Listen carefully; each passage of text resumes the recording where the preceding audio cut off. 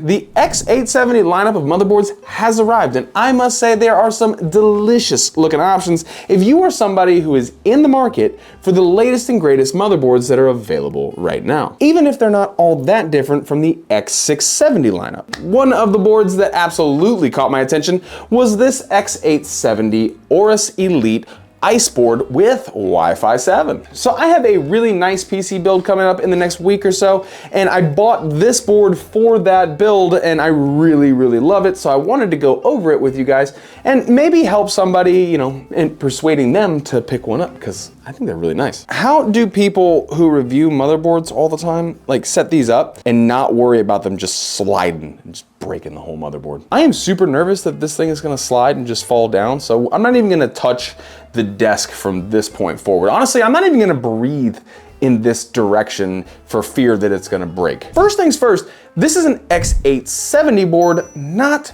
an X870E board, and there is a difference. Now, the non-E version of the X870 does require the PCIe slot to be 5.0 compliant and mandates USB 4 support, but the X870s use a single chipset, meaning that there are only 36 PCIe lanes available rather than the 44 you get with the E version and the older X670 boards. But you have to keep in mind that there's a large price increase for those additional 8 lanes. Now, if the older generation of boards have more PCIe Express lanes, then it may feel like the X870 would be a downgrade, but the X870 boards offer 24 PCIe 5.0 lanes, where the X670s only have 8. And I know that I am not the only person who has realized that PCIe 5.0 is the direction that most hardware is headed, so it may make sense to buy a motherboard that supports more of where we're going. Obviously, this is an AM5 motherboard socketed for AM5 CPUs. The X870s were designed for AMD's Zen 5 architecture, but we did get these CPUs pretty far in advance from the launch of this lineup of motherboards. When we look at the power connections on our motherboard, we do have 8+8 pin CPU power connector that is pretty standard when it comes to X motherboards, as well as the standard 24-pin ATX power connection. Of course, we have our 4 DIMM slots for dual channel DDR5 memory that support up to 8,000 plus megatransfers per second RAM, and the board can support up to 256 gigabytes of total memory. We have 4 M.2 slots, 3 of which are PCIe 5.0 and 1 PCIe 4.0. All 4 of the M.2 slots are covered with really beautiful heatsinks. The main M.2 slot does have its own singular heatsink, while the other 3 have one plate designed heatsink. As far as PCIe slots are concerned, we do have 3 total. We have 1 PCIe 5.0 X16, 1 PCIe 4.0 X4, and 1 PCIe 3.0 X2 slot. I am a huge fan of the heatsinks on this entire board. I think that Gigabyte did a wonderful job when they were designing this board. And I mean, honestly, if you can't see the quality, when you buy this thing, you can definitely feel the quality because it's super heavy. Moving along with the front of the board, we do have a 20 gigabit per second USB-C port and something I was very excited to see, which is a built-in HDMI sensor panel link. So for all of you guys who are huge fans of little mini LED screens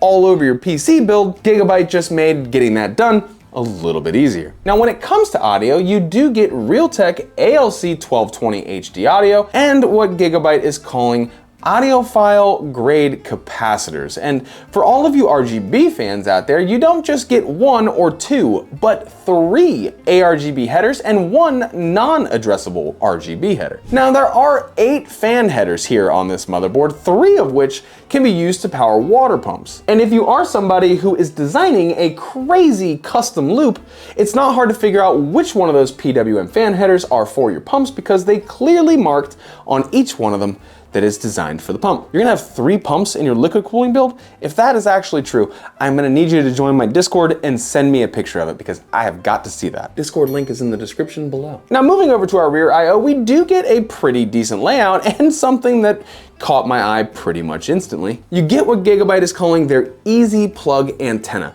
because screwing something down is just so outdated. But the board does come with Wi-Fi 7, so I'm not gonna be too critical over the difference of plugging something in versus screwing something down. You do get 4 USB 2.0s, 4 USB 3.2 Gen 1s, and 2 USB 3.2 Gen 2s, as well as a 2.5 gig LAN port and the mandatory dual USB 4 Type-C, which are both 40 gigabyte per second. And we get an HDMI port back here. Now, something that is not back here that I figured we would get is a clear CMOS button, which is not really a huge deal because we do have a BIOS flashback button, and that will actually come in handy if in the future you plan on using this board with CPUs that are not currently available right now. It's up to you to decide if the newest generation of motherboard is worth the price increase. Now, I will say that this is geared more towards the future of where we are headed in PC hardware, so this will be current longer, which you would expect from an 870 board, but how long it's going to be until it's really utilized is anybody's guess. But if you're building a PC for right now, you don't necessarily need everything that the X870s have to offer. All right, so I got to tell you something. I'm going to get a little closer. I'm going to put my elbows here on the table without shaking the table,